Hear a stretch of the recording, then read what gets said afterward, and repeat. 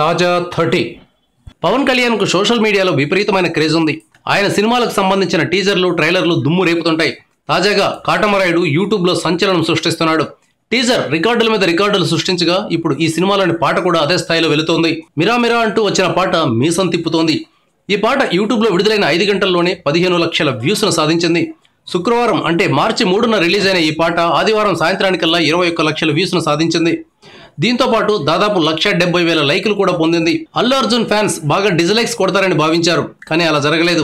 24,000 dislikes మాత్రమే వచ్చాయి. Duvvada Jagannatham teaser కు మాత్రం పవన్ ఫ్యాన్స్ భారీగా డిజ్లైక్స్ కొట్టారు. డీజేకి 1,50,000 లైకులు వస్తే 1,40,000 డిజ్లైకులు కూడా వచ్చాయి. ఈ డిజ్లైకుల్లో ఎక్కువ శాతం పవన్ ఫ్యాన్స్ చేసినవేరని సినీ విశ్లేషకులు చెప్తున్నారు. ఇప్పుడు దీనికి బన్నీ ఫ్యాన్స్ ప్రతీకారం తీర్చుకోలేదు కాబట్టి పవన్ ఫ్యాన్స్ ఇక శాంతిస్తారని భావించవచ్చు.